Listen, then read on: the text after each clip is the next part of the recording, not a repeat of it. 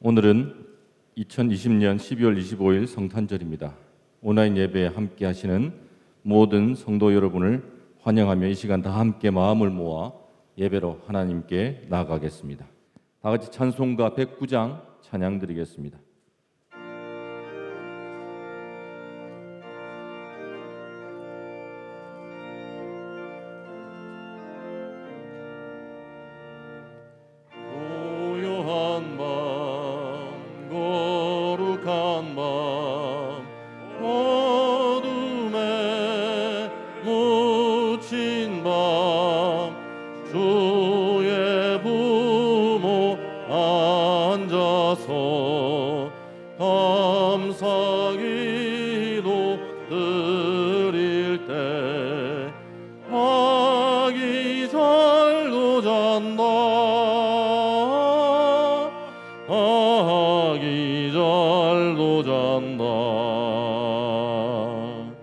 고요한 밤 거룩한 밤 영광이 흘린 밤 천군 천사 나타나 기뻐 노래 불렀네. 구주나셨도다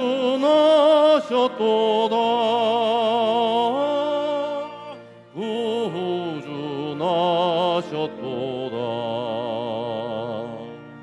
고요한 밤 거룩한 밤 온 방에 박사들 별을 보고 찾아와 울어 경배 드렸네. 구주나셨도다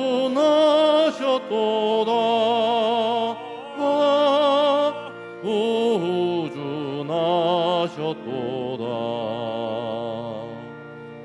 고요한 밤 거룩한 밤 주 예수 나신 밤 그의 얼굴 광채가 세상 빛이 되었네.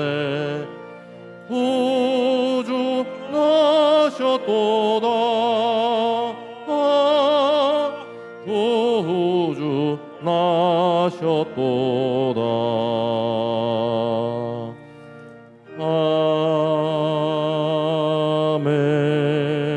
아멘. 다 함께 성시 교독하겠습니다. 교독문 119번 성탄절입니다. 여호와의 영광이 나타나고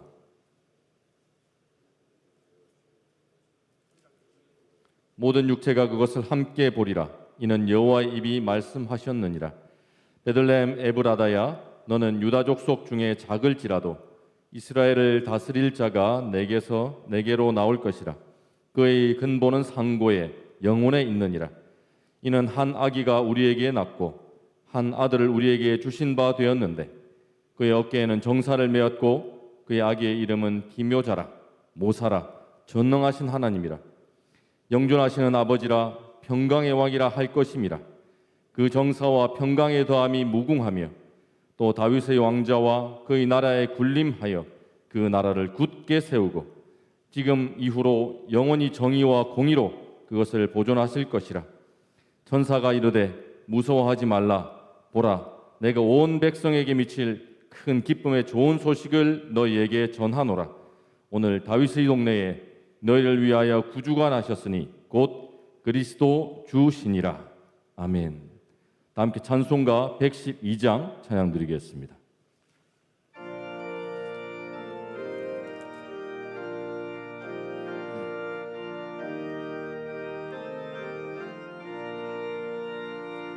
그 맑고 환한 밤중에 오천사 내려와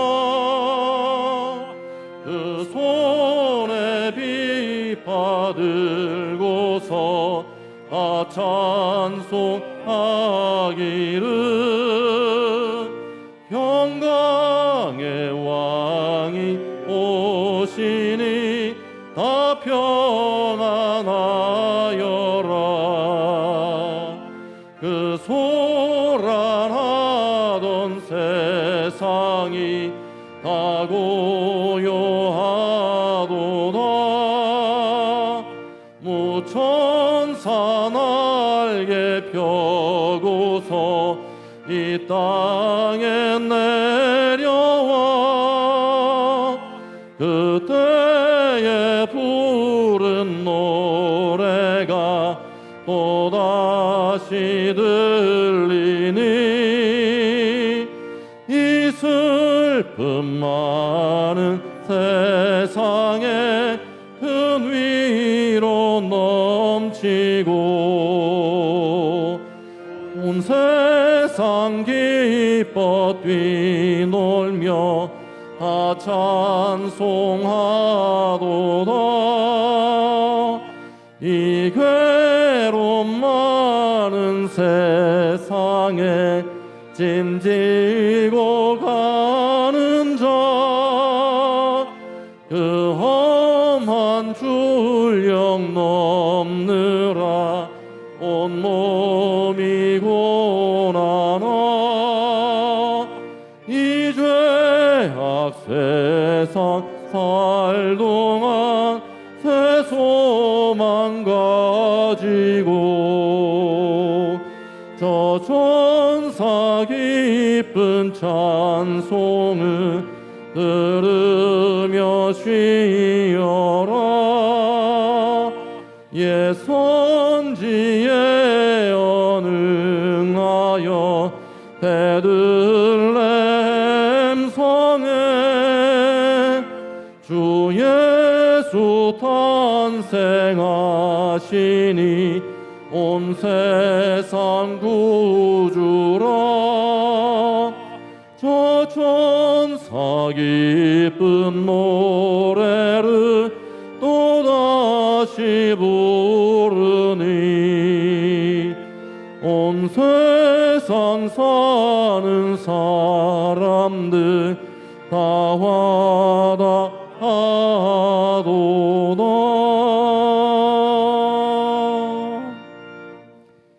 이 시간에는 김시창 장로님 기도하시겠습니다.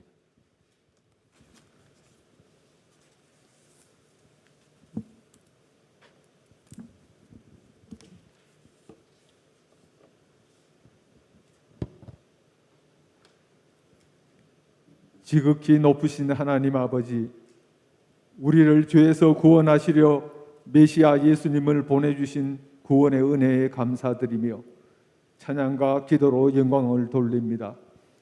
이 땅 가장 낮은 곳에 오신 예수님, 오늘 가장 기쁘고 복된 성탄절을 맞아 하나님 성전에 나오지 못하지만 자녀들과 온 가정에서 보배 합을 열어 경배를 드리오니 기쁘게 받아 주옵소서. 죄로 상한 우리 마음 은혜로서만 고칠 수 있사오니 이 시간 임마누엘 예수님 임하셔서 죄를 사하여 주옵소서. 가장 낮은 자리에 놓인 빈 구유에 예수님 오셨듯이 탐욕과 죄악으로부터 비워진 우리 심령에 주 성령으로 예수님 임하여 주옵소서.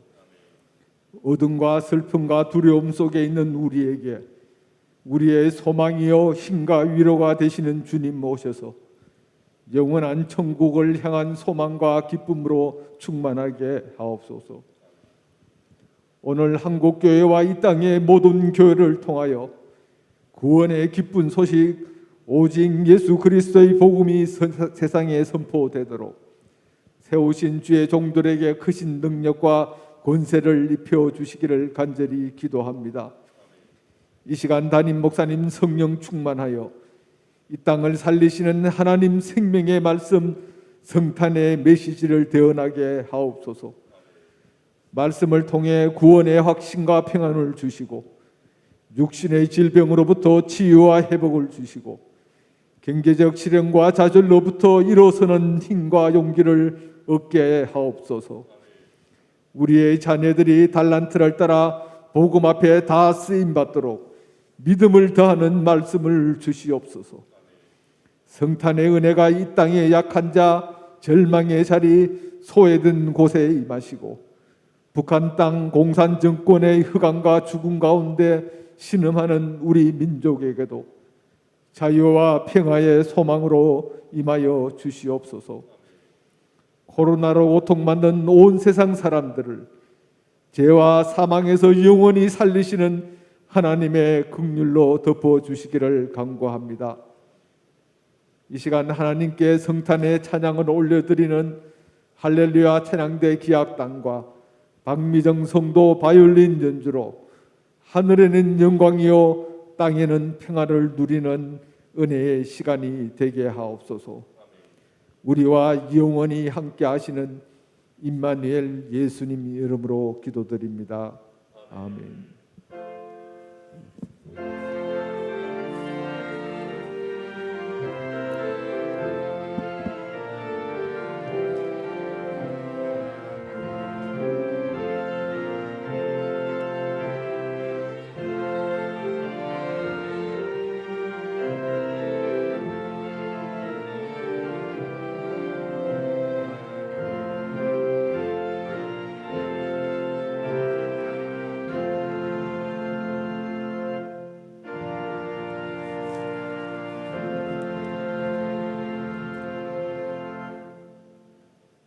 이 시간에는 할렐루야 찬양대 기악단에서 하나님께 찬양드리겠습니다. 찬양 후 담임 목사님 나오셔서 별이라는 제목으로 하나님 말씀 선포하시겠습니다.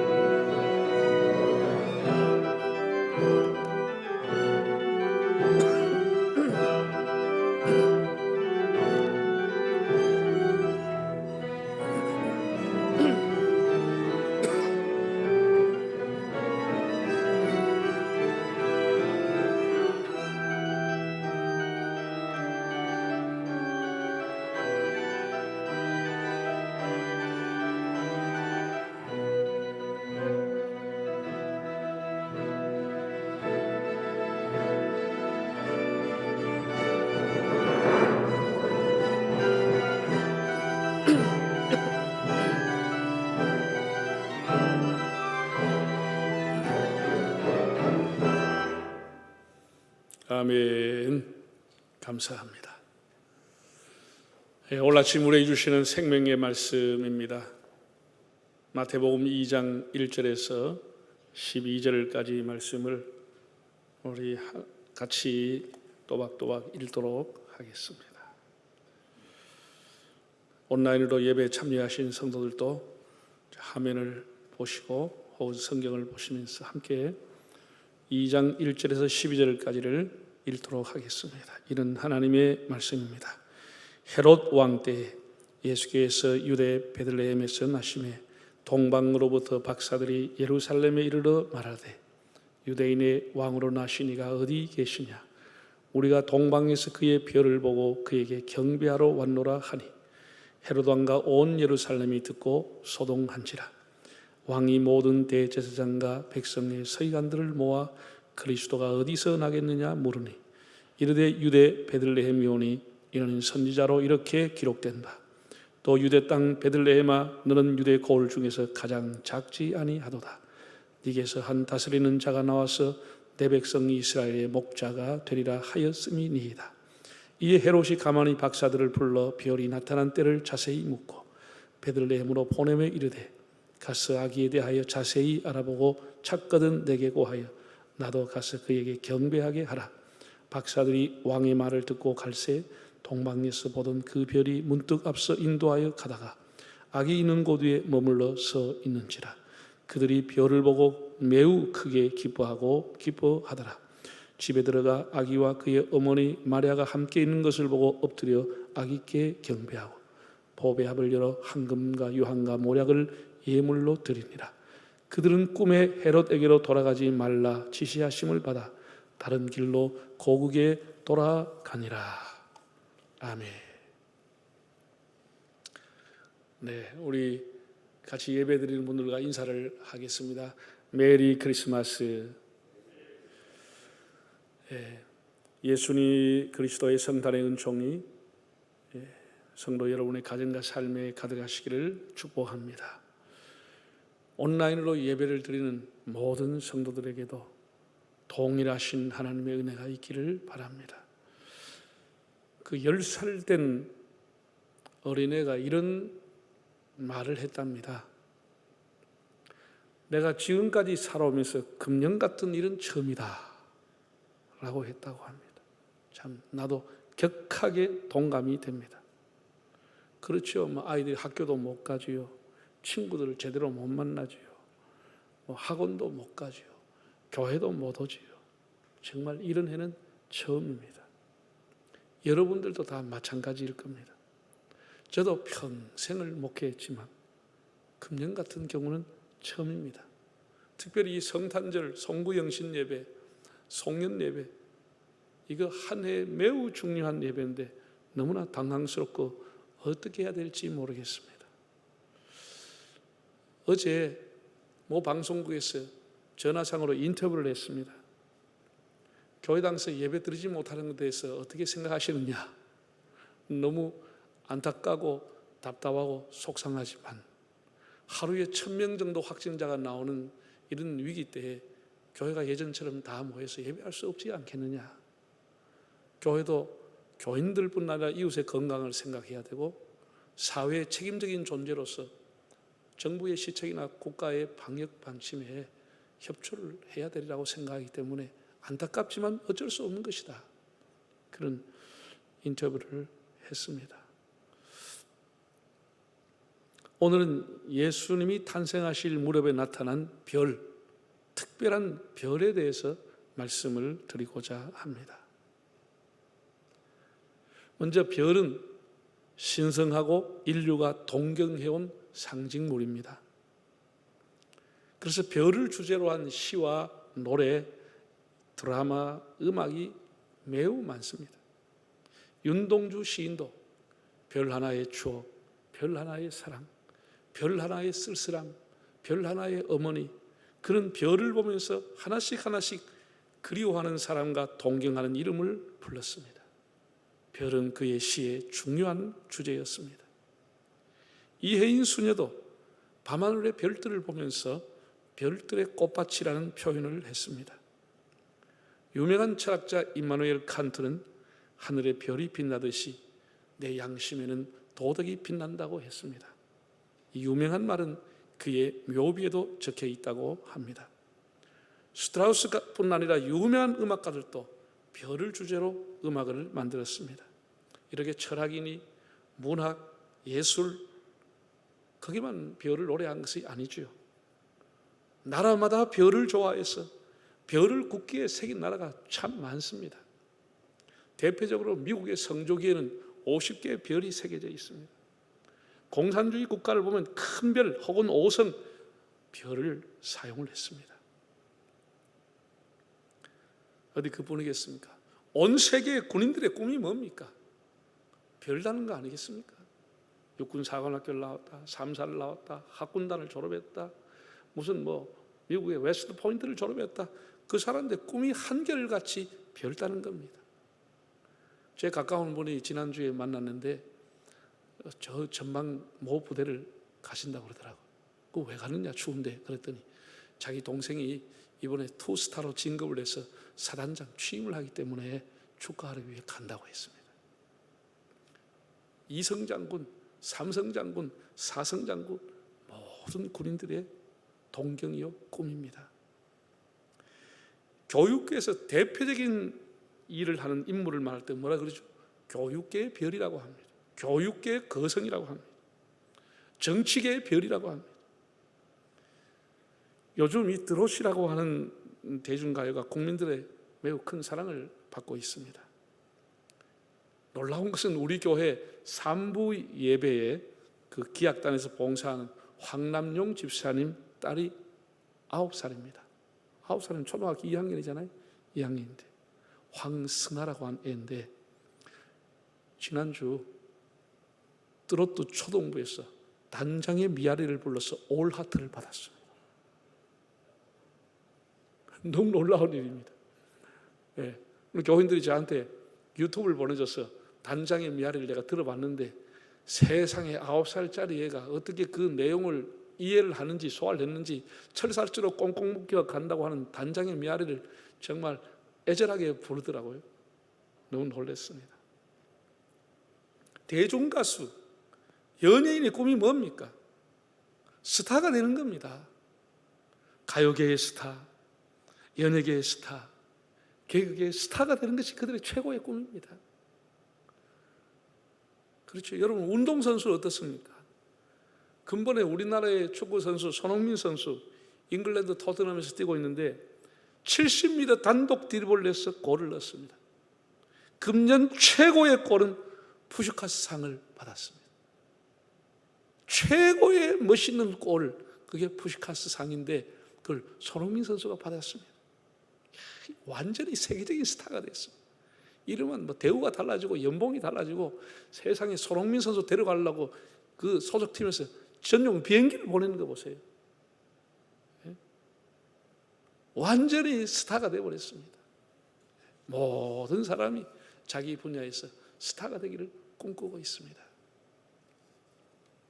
다 동경하고 있는 것입니다. 지금처럼 과학이 덜 발달했을 때도 별이라고 하는 것은 사람들이 가는 방향을 잡아주는 역할을 했습니다. 나침반이나 GPS 같은 것이 없던 시절에 정말 7일까지 캄캄한 망망대해를 가는 배는 북극성, 북두칠성, 남십자성 이런 별을 보고 방향을 잡았습니다. 여러분 나이가 좀 든 분들은 다 알겠지만 우리가 어릴 때만 해도 밤에 나오면 별이 그냥 쏟아졌습니다. 쏟아졌습니다. 요즘은 너무 이 땅이 환하니까 위에 게 잘 안 보입니다. 그 별은 여전히 있지만 우리 주변이 너무 환하기 때문에 그 별이 빛나는 걸 보이지 않죠. 그때는 정말 별이 쏟아졌습니다. 그래서 라디오 프로그램에 장수했던 프로그램 중에 이런 게 있었습니다. 별이 빛나는 밤에 늦은 시간에 사인과 함께 음악을 띄워주는 그런 시간이었습니다. 지금도 우주과학자들은 하늘만 쳐다보고 별만 연구하고 있습니다. 국가마다 별을 연구하는데 그냥 집중적으로 예산을 투자하고 인재를 투자하고 있습니다.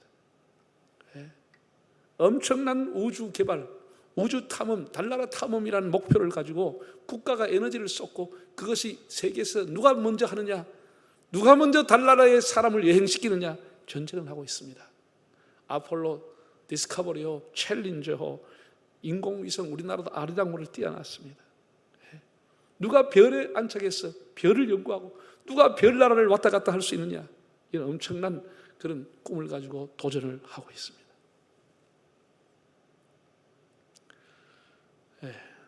성경에는 별에 대한 은유와 표현이 많이 나와 있습니다. 하나님께서 밤을 주관하게 하시는 이렇게 별을 창조하신 이후에 아브라함 불러서 이렇게 말씀을 했습니다. 너의 후손이 땅의 모래알과 같고 하늘의 뭐와 같다고요? 별과 같이 많을 것이다. 여러분, 바다의 모래의 알갱이 누가 헤아릴 수 있겠습니까? 한 삽을 떠서 헤아린들 그걸 어떻게 다 헤아릴 수 있겠습니까? 이 많은 모래 알갱이 어떻게 사람이 헤아릴 수 있겠습니까? 그런데 그 모래알처럼 하늘의 별을 하나님 비유했습니다. 여러분, 하늘의 별이 얼마나 많다고 하는 것을 상징하고 있지 않습니까? 천체를 연구한 사람들의 얘기를 들으면 은하수라고 하는 것이 1000개가 아니고 1000억 개 정도가 있다는 거예요, 하늘에. 이게 뭐 거의 사람이 헤아릴 수 없고 측량할 수 없는 거죠. 시편 147편 4절을 보면은 하나님이 별들의 수요를 세우시고, 하나님은 별의 수요를 다 세신다고 그랬어요. 다니엘 12장 3절을 보면 지혜 있는 자는 공창의 빛과 같이 빛날 것이요 많은 사람을 옳은 대로 돌아오게 한 사람은 별과 같이 영원토록 빛나리라고 했습니다. 요한계시록을 보면은 오른손에 7별을 붙잡고 계시는 주님이라고 표현을 했고, 특별히 계시록 22장 16절을 보면은 나 예수는 교회를 위하여 내 사자를 보내어 이것들 너희에게 증언하게 하였노나 나는 다윗의 뿌리요 자손이니 곧 광명한 새벽별이라 하시니라. 예수님이 스스로 말하기를 요한계시록 끝나는 지점에서 나는 광명한 새벽별이다, 모닝스타, 계명성이다, 예수님 그렇게 말씀을 했습니다.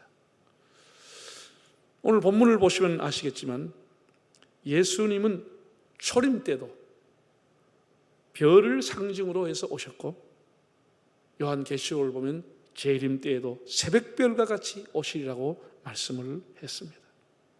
이처럼 별은 문학계, 예술계, 철학계, 과학계, 종교계 등 오래전부터 상징적으로 사용되고 동경의 대상이었습니다.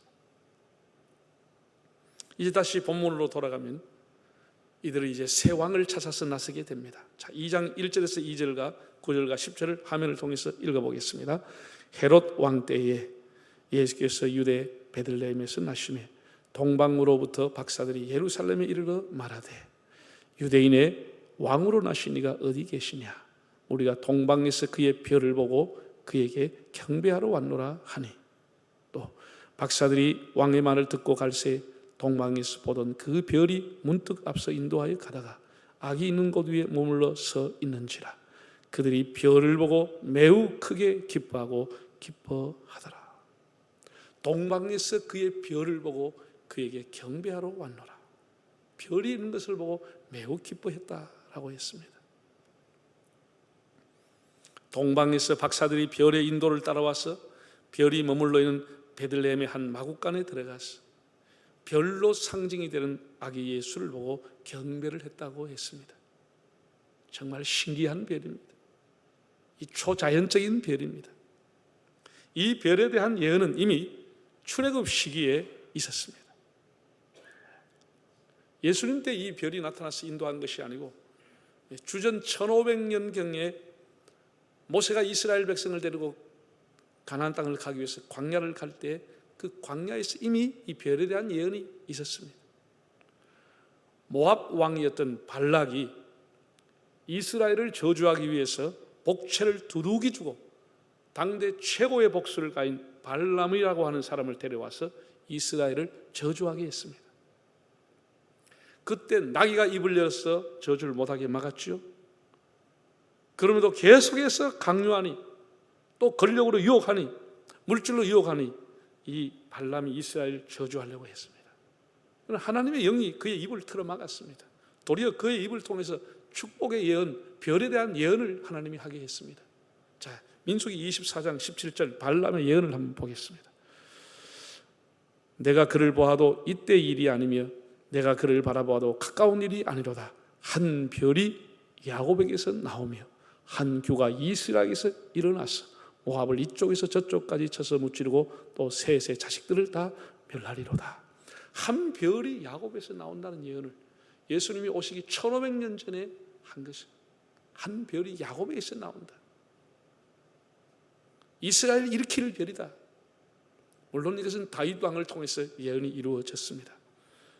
나아가서 다윗의 후손은 만왕의 왕이신 예수님을 통해서 완성되어지는 예언이라고 할 수 있습니다. 한 별이 나타나게 될 것이다. 이렇게 동방의 박사들은 야곱의 후손, 다윗의 후손이 다시 나라를 일으킬 것을 알고 그 상징인 별의 인도를 따라 베들레헴까지 온 것입니다. 이 별이 상징하는 이스라엘을 다시 일으킬 왕을 만나기 위해서 그들은 그 먼 시간, 먼 순례의 길을 통과해서 왔습니다. 새로운 왕을 사모하고 나라를 일으킬 새 왕을 기다리면서 동방으로부터 왔다고 했습니다. 어떤 신학자는 동방이 꼭 페르시아 뿐이냐, 중국도 동방이고 한국도 동방이다, 한국에서도 갈 수 있다, 이렇게 표현한 분도 있습니다. 그러나 대다수의 학자는 페르시아라고 하는 나라로 보고 있습니다. 왜냐하면 이스라엘 백성들이 페르시아에 오랫동안 종살이 포로 생활을 했기 때문에 그 민간에 이스라엘이 섬기는 신이라든지 이스라엘 백성이 가지고 있는 율법서 예언서가 퍼져 있었을 것이고 이것을 그냥 우스갯소리로 여기지 않고 역사와 과학과 천체를 연구하는 경건한 무리가 이스라엘을 일으킬 한 별이 나타난다, 특별한 별이 나타날 것을 기대하고 연구하고 있었고 그를 탐험하고 있었으리라고 봅니다. 그들이 물 건너 산을 건너 황금과 유황과 모략을 준비하여 새로운 왕을 찾아 나선 것입니다. 이들이 예루살렘의 당도에서 물었습니다. 유대인의 왕으로 나시니가 어디 계시느냐? 우리가 그에게 경배하러 왔노라. 세상에 어린 왕, 새로 갓 태어난 그 어린 아기를 경배하러 왔다는 얘기를 합니다.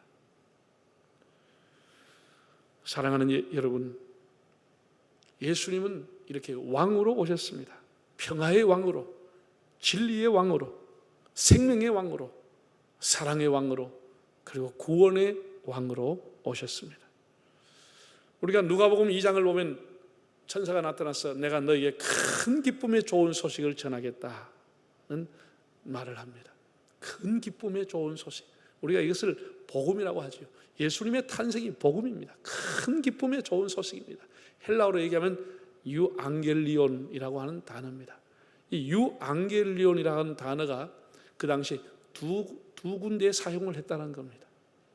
유앙겔리온, 참 기쁨의 소식이 뭐냐? 첫째는 당시에 로마의 황제가 대를 이어갈, 대통을 이을 아들을 낳았다고 하는 것이 유앙겔리온, 큰 기쁨의 소식이라는 것입니다. 황제가 아들을 낳았다, 대통을 이을 자식을 낳았다, 그 큰 기쁨의 소식이라는 거예요. 두 번째 큰 기쁨의 소식은 전쟁을 하고 승리했다는 승전보가 유앙겔리온, 기쁨의 소식이었다고 하는 것이죠. 하나님께서 천사들을 통해서 로마의 황제의 아들이 아니고 하늘의 왕이, 만왕의 왕이, 평화의 왕이 오셨다, 이 큰 기쁨의 소식이라고 전해 주었습니다. 온 세계가 성탄절을 맞이해서 성탄 트리를 만들고 불을 밝히고 성탄 발표를 하고 성탄 찬송과 축가를 부른 뜻이 무엇이 있겠습니까? 구원의 왕으로 오신 분, 만왕의 왕으로 오신 분을 찬양하기 위함인 것입니다. 우리 성도 한 분 한 분이 가슴에 믿음의 불을 켜고 구원의 별로 찾아오신 주님을 맞이하고 찬양할 수 있기를 바랍니다. 그 다음 마지막으로 이들은 아기께 경배하고 예물을 드렸다고 했습니다. 자, 2절을 다시 한번 우리 읽어볼까요? 2절. 유대인의 왕으로 나시니가 어디 계시냐? 우리가 동방에서 그의 별을 보고 그에게 경배하러 왔노라 하니 라고 했습니다. 저는 수년 전에 터키 이스탄불에 가면은 성 소피아 그 박물관이 있습니다. 그걸 제가 여러 차례를 가봤거든요. 그때마다 그 장엄함, 그 섬세한 조각, 모자이크 이런 것을 보고 너무나 감탄했습니다. 그 내용이라든지 역사적인 가치라든지 그 성화 하나하나가 그 가이드 안내하는 분의 얘기를 들으면 너무나 소중한 것이었습니다. 537년에 그리스도를 경배하기 위해서 정교회당을 거기에 그렇게 어마어마하게 세웠습니다. 지금부터 1500년 전에 어마어마한 성당을 세웠습니다. 그 후에 그것은 동방정교에서 가톨릭 성당으로 있다가 1453년에 오스만 터키 제국이 들어서면서 모스크와 박물관으로 사용을 하다가 금년 7월에 터키의 에르도안 대통령이 다시 그것을 모스크로 사용하겠다고 해가지고 기독교의 많은 국가들이 반발하고 있습니다. 가슴 아픈 일이죠. 예수 그리스도를 찬양하기 위해서 어마어마하게 만든 그 대성당이 누가 통치하느냐, 국가의 운명에 따라서 그리스도를 경배한 일이 멈춰버린 것입니다. 어마어마한 건물을 나올 때마다 마음이 허전한 것입니다. 이 건물을 지었던 목적이 훼손되었기 때문에. 크게 모스크를 사용하기 위해 가지고 예수님의 그 모자이크 전부 다 해치를 다 해버렸습니다. 겨우 지금 박물관을 쓰면서 그걸 좀 일부 벗겨가지고 보고 있는 것도 어마어마한데 다 막 덧칠을 해버린 것입니다. 예수님을 경배하기 위해서 만들어 놓았던 엄청난 그 대성당이 훼손이 되고 목적이 바뀌어졌습니다. 예배당 건물이 아무리 웅장하고 아무리 대단해도 예수님을 찬양하고 경배하지 않는다면 그 건물이 무슨 의미가 있겠습니까? 오늘 본문에 나온 헤롯이라고 하는 왕을 생각해 보십시오. 그는 유대 나라를 다스렸던 예수님 시대의 왕이었을 뿐 아니라 유명한 건축가였습니다. 그는 경기장이라든지 많은 건물들을 세웠습니다. 그가 치세하던 시절에 많은 공력과 비용을 들여서 예루살렘 성전을 대대적으로 수리했습니다. 지금으로 말하면 리모델링을 하고 대개축 작업을 해서 어마어마한 예산과 사람을 투자했습니다. 그가 이렇게 수십 년 동안 공력을 들여서 성전을 대수리한 이유가 어디에 있겠습니까? 누구를 위해서 성전을 재개축했습니까? 예수님을 위해서? 예수님을 경배하기 위해서입니까? 아니죠. 헤롯 왕이 예루살렘 성전을 그렇게 재건축한 이유는 자신의 이름을 내고 자신을 위해서 만든 것입니다. 자기의 권력을 유지하기 위해서 유대인의 환심을 사야 했기에 그렇게 하나님을 경배하기 위한 목적이 아니고 자기의 권력을 유지하기 위해서 성전을 건축한 것입니다. 사람이 누구든지 사역과 탐욕을 위해서 일하면 그 무슨 일이든지 목적은 상실되고 마는 것입니다. 헤롯은 누구를 위해서 예루살렘 성전을 건축했습니까? 그리스도를 경배하기 위함이 아니고 자신을 위해서였습니다. 당시의 서기관과 바리새인들이 누구를 위해서 율법을 공부하고 무엇을 위해서 지식을 쌓았습니까? 그들은 율법을 척척 박사처럼 꿰뚫고 있었지만 예수님을 경배하지 않았습니다. 누구를 위한 지식입니까? 반면에 동방의 박사들은 왜 산을 넘었습니까? 왜 험한 사막 여행을 했습니까? 우리들은 왜 12월이 되면 이렇게 분주하게 살아야 합니까? 동방의 박사들의 경배를 보십시오. 그들이 어떻게 아기 예수를 경배했습니까? 이것이 예수님을 경배하는 본이 되는 겁니다. 자, 2장 11절을 우리 다시 한번 읽어보겠습니다. 집에 들어가 아기와 그의 어머니 마리아가 함께 있는 것을 보고 엎드려 아기께 경배하고 보배합을 열어 황금과 유황과 모략을 예물로 드리니라고 했습니다. 아기에게 경배했다는 것이 그 경배하는 방법과 자세가 나와 있습니다. 별을 보고 크게 기뻐하고 기뻐하였다. 우리가 예수님을 찬양하고 경배하는데 가장 중요한 것은 기쁨으로 하나님을 찬양하는 것입니다. 크게 기뻐하며 주님을 찬양하는 것입니다. 두 번째는 황금과 유황과 모략을 예물로 드리면서 당대의 귀한 물품을 정성을 들여가면서 주님을 찬양하는 것입니다. 뿐 아니라 헤로데게로 돌아가지 말라고 하는 지시를 받고 다른 길로 돌아가게 되는, 하나님에게 순종하게 되는 길을 가는, 이것이 하나님을 경배하는 길입니다. 우리가 예수님을 경배하는 것은 기쁨으로 경배하고 찬양하는 것이고, 우리의 마음을 들여서 하나님을 경배하는 것이고, 그분의 말씀에 순종하면서 경배할 때 그 경배가 진정한 찬양과 경배가 된다고 하겠습니다. 누구를 위한 예배냐라고 하는 것은, 오늘 우리의 모임, 오늘 우리의 예배가 누구를 위한 것이냐라는 것이죠. 어느 집에 이남 일녀의 자녀가 있었고 아버지가 이제 팔순을 하게 됐습니다. 그래서 일가 친척들을 다 이렇게, 아버지가 이제 연세가 얼마 살지 모르고 이 연약한 몸을 가지고 80을 사셨는데 우리 자녀들이 좀 정성을 다해서 아버지 팔순을 모시자 이래서 합의를 해서 다 돈을 각출해 가지고 일가 친척을 초청하고 호텔을 예약을 했습니다. 음식을 준비하고 옷을 준비하고 아버지 어머니 입을 옷도 또 자녀들이 각각 다 선물을 준비했어요. 호텔에서 예약을 했습니다. 이 행사 4일 전까지 취소하시면 과태료는 없습니다. 4일 전까지는 꼭 연락 주셔야 됩니다. 3일 전에 하면 전체 비용의 20%가 떼이게 됩니다. 이틀 전에는 50%가 떼입니다. 하루 전에는 100% 다 줘야 됩니다. 그래서 그렇게 하자고 사인을 했어요. 세상에, 그런데 내일 호텔에 사람을 손님의 팔순 잔치한 그 전날 밤에 아버지가 심근경색으로 119에 실려가는 일이 일어났습니다. 그래서 놀래가 장남만 병원에 가고 다른 가족들은 호텔에 사람이 오기 때문에 또 돈도 다 지불했기 때문에 다 손님 맞이하고 음식을 나누어 먹었습니다. 그날 잔치는 누구를 위한 잔치입니까? 아버지는 병원에 있고 누구를 위한 잔치가 되는 겁니까? 오늘 우리가 드리는 예배가 누구를 위한 예배가 되는 겁니다. 사랑하는 여러분, 출애굽의 목적은 단 한 가지입니다. 하나님을 제사하기 위해서, 하나님께 예배하기 위해서 출애굽하는 것입니다.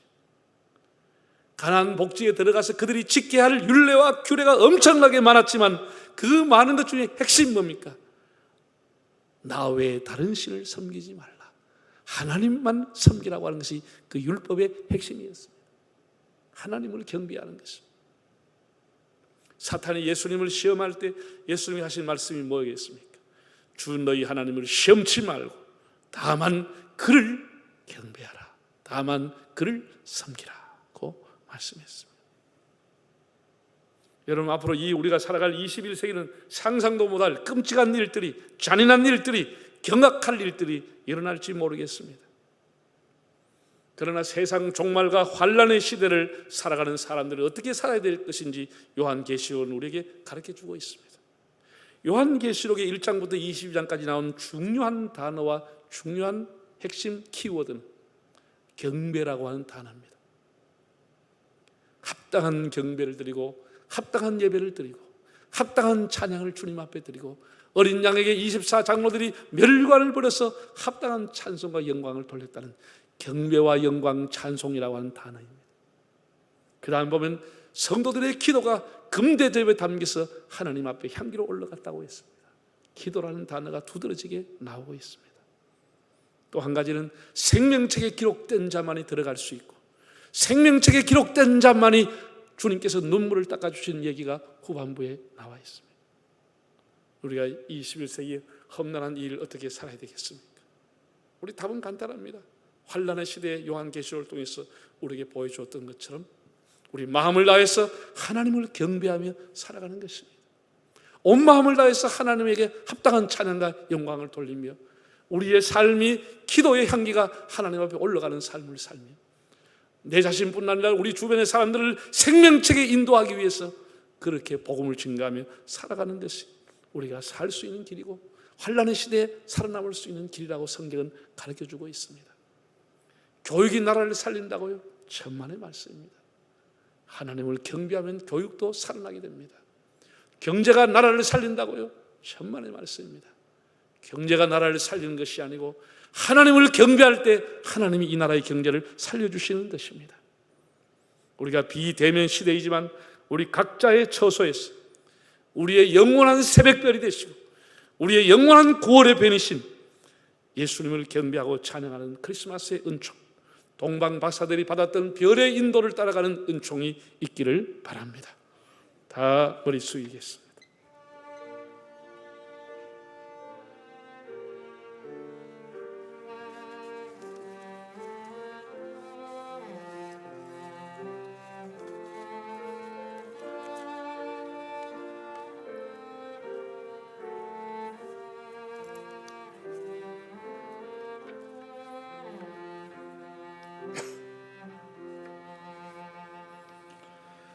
네, 오늘 성탄절인데 우리 이제 박미정 집사님의 바이올린 독주가 있겠습니다.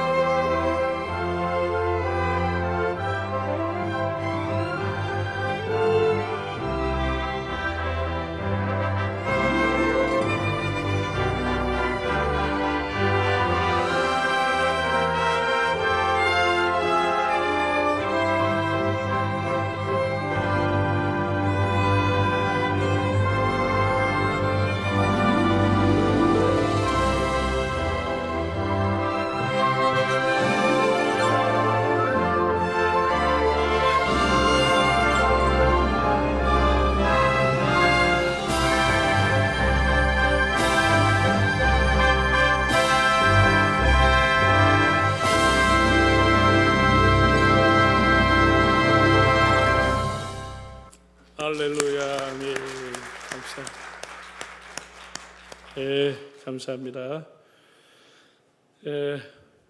우리 이제 예수님 그 설교까지 들었는데 찬송을 하고 헌금을 하는 시간 가지겠습니다. 우리 가정에서 온라인으로 드리는 분들은 교회 홈페이지를 보고 주보를 보시면 교회 계좌가 다 나와 있습니다. 주님 앞에 성탄의 귀한 예물을 모두 봉헌해 주시기를 바랍니다. 우리 가정에서 예배 드리는 분들 다 함께 일어나서 찬송가 116장 동방에서 박사들 귀한 예물을 가지고 산을 넘고 물을 건너 별 따라 왔노라 찬양하고 마지막 찬양 5절 때 봉헌해 주시기 바랍니다.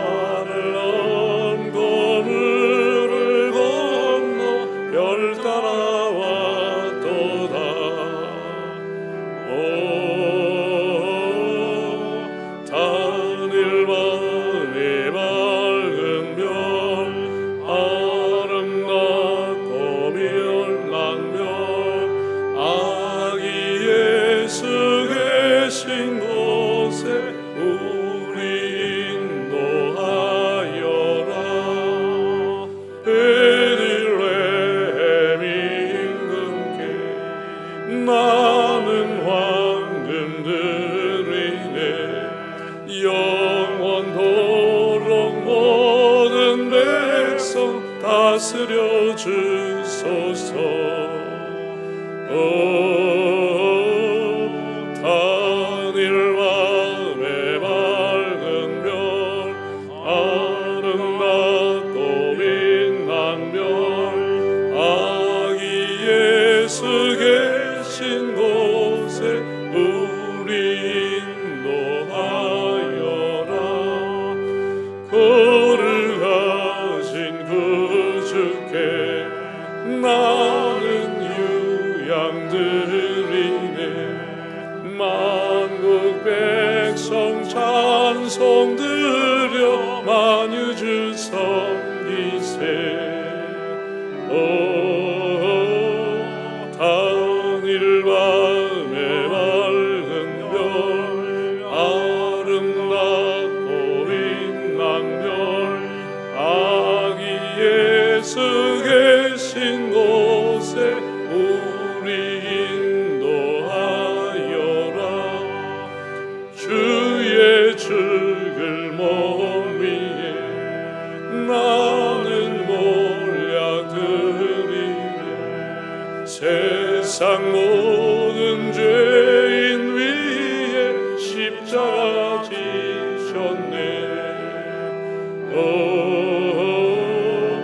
단일 밤의 맑은 별 아름답고 빛난 별 아기 예수 계신 곳에 우리 인도하여라. 다시 사신 그 주님 왕의 왕이 되시네. 할렐루야 할렐루야 모두 다 부르세. 단일 밤의 맑은 별 아름답고 빛난 별 아기 예수 계신 곳에 우리 인도하여라.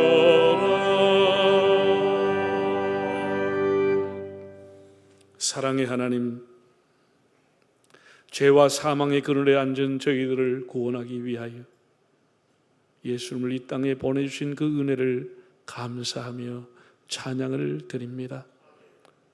저 해변가 스불론 땅에 복음의 빛이 비추듯이 이 땅에 하나님의 복음을 허락하여 주신 하나님을 찬양합니다. 만왕의 왕 예수님이 가난하게 조용하게 베들레헴 마구간에 오셨지만 하나님은 천군 천사를 통해서 저 목자들을 통해서 동방의 박사들을 통해서 그 아기가 영광과 찬양을 받으실 분임을 가르쳐 주셨습니다. 주님, 오늘 우리도 이렇게 코로나로 감염병으로 한자리에 모이지 못하지만 각각의 가정과 처소에서 온 마음을 다해서 예수님의 탄생을 찬양하며 경배하오니 주님 기쁘게 받아 주시옵소서. 온전한 인격과 겸손한 삶으로 죄인의 친구가 되시고 제자들의 발을 씻기시고 종래 십자가에서 속죄의 제물이 되어주신 예수님, 세상은 이렇게 분주하고 유혹이 많지만 저희들로 하여금 주님의 제자답게 사랑과 겸손과 진실과 희생과 헌신의 주님의 길을 걸어가는 자들이 되게 해 주옵소서. 이 시간 하나님 앞에 귀한 예물을 드립니다. 몽골에 있는 선교사와 교회를 위해 드린 헌금, 좋은 이웃 연탄을 후원하는 성도들의 손길, 동방의 박사들이 정성 드린 것처럼 주님 드리오니 영광을 받으시옵소서. 주님이 주신 이 평화의 노래가 온 땅에 두루 퍼지게 하시고 주님이 주신 이 치유의 은총이 우리의 상한 우리 몸과 영혼과 마음을 치유하게 하여 주시고 주님이 주신 이 회복의 은총이 한국교회와 세계교회 위에 온 성도들의 심령 위에 다시 불릴 듯 일어나게 하여 주옵소서. 아버지 하나님, 지난 한 해 동안 코로나 바이러스 때문에 온 사회가 고통을 겪었습니다. 주님, 이 땅을 고쳐 주시옵소서. 별의 인도를 받고 그 별을 보고 기뻐했던 박사들처럼 저희들도 세속적인 별을 동경하지 않고 우리의 영원한 새벽별이요 우리의 구원의 별이신 주님을 바라보며 그의 인도를 받는 삶을 살게 해주시기를 원하올 때 예수님의 이름으로 감사 기도드립니다. 아멘.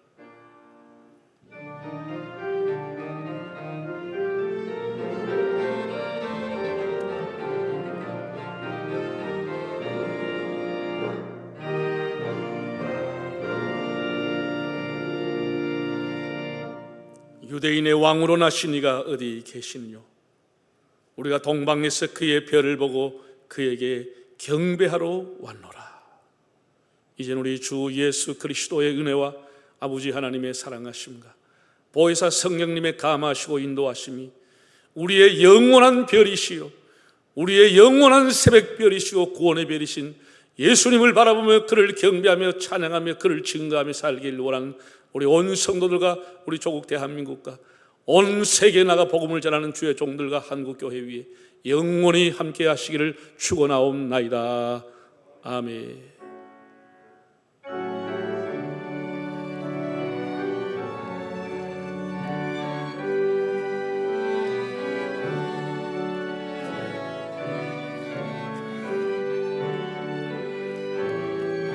함께 노엘 노엘 노엘 노엘 노엘 노엘 이스라엘